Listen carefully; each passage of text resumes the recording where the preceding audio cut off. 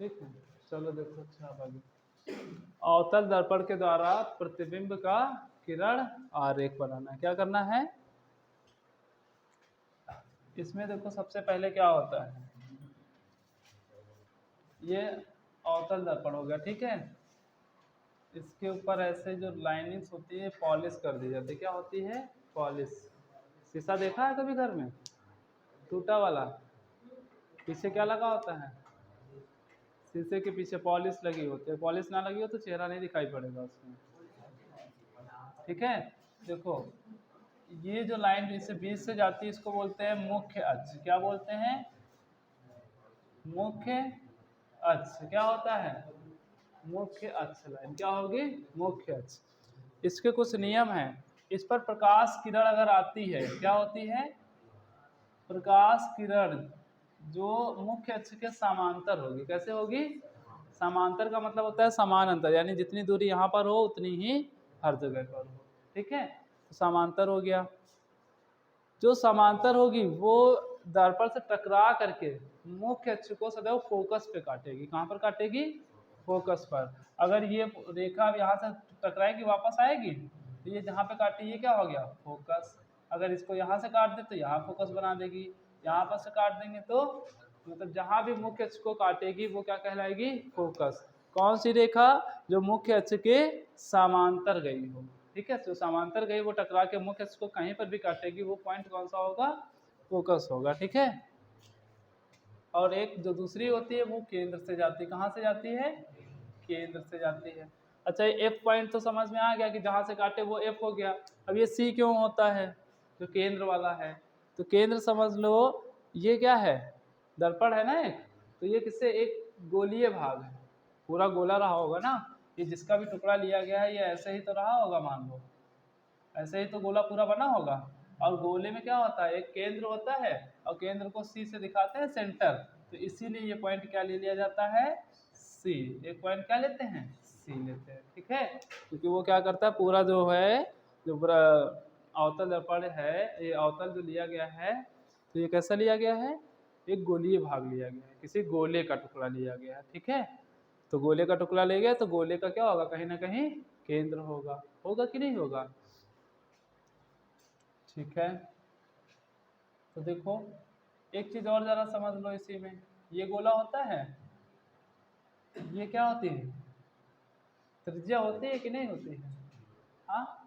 तो इसमें ये जहाँ पर दर्पण के पास मुख्य अक्ष, ये वाला जो दर्पण को मुख्य अक्ष काटता है वो बोलते हैं ध्रुव। दर्पण का ध्रुव, पोल यानी होता है, ठीक है। इंग्लिश में क्या बोलते हैं? पोल। तो पी से दिखाते हैं। कौन सा यानी पी पॉइंट दर्पण का ध्रुव कहाँ पर होगा?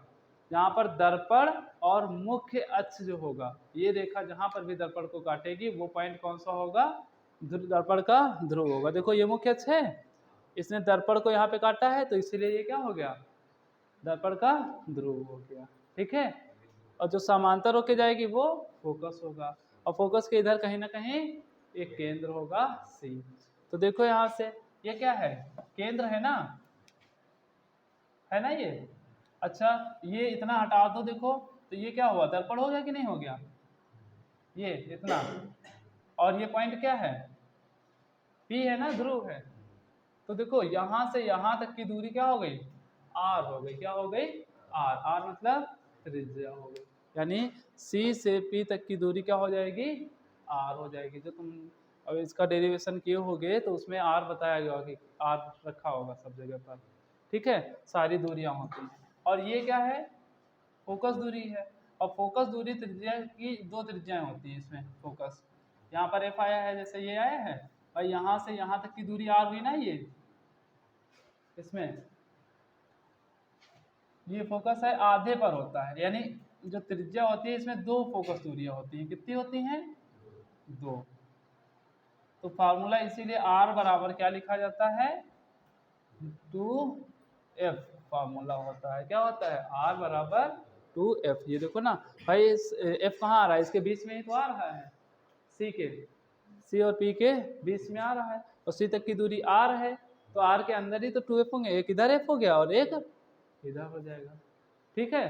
तो ये हमारे क्या हो गए? फोकस दूरी। एक त्रिज्या में कितनी फोकस दूरी होंगी? 2 होंगी। ठीक है, देखो अगर ये इतनी चीजें पता हैं, ठीक है, तो आप देखते हैं पहला क्या होता है।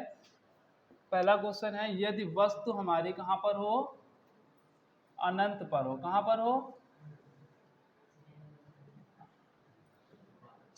अनंत पर हो, तो प्रतिबिंब कहाँ बनेगा। क्या पूछा गया है, प्रतिबिंब कहाँ बनेगा, ऐसे क्वेश्चन आपके पास आएगा। तो प्रतिबिंब कहाँ बनेगा, उसकी स्थिति कैसी होगी, आकार कैसा होगा, ये सारी चीजें बतानी होंगी। तो देखो एक ये यहाँ पर छोटा सा पॉइंट है वो याद कर लेना। ये हुआ अनंत पर हुआ, दूसरा अनंत व किसके, फोकस के बीच। बुक कहाँ गए, पॉइंट्स क्या क्या थे।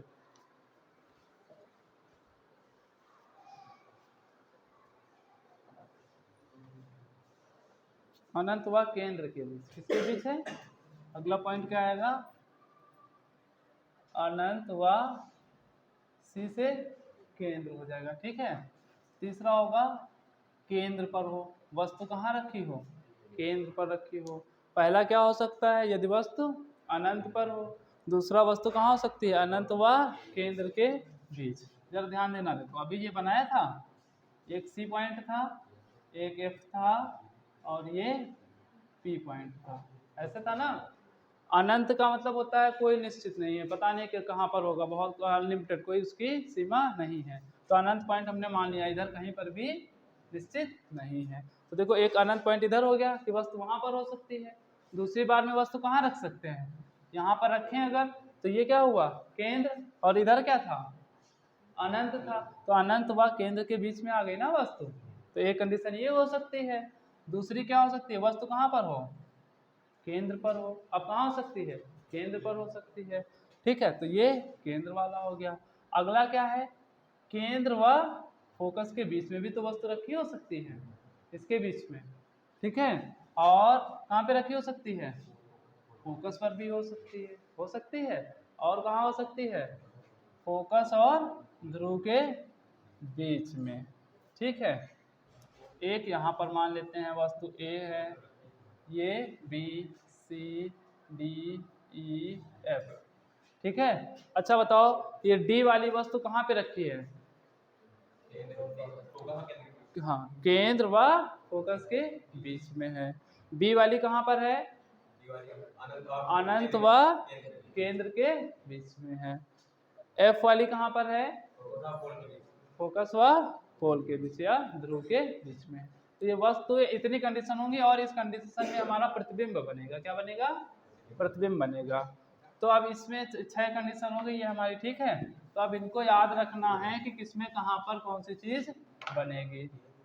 तो देखो अगर अनंत पर है तो प्रतिबिंब कहाँ बनेगा, देखो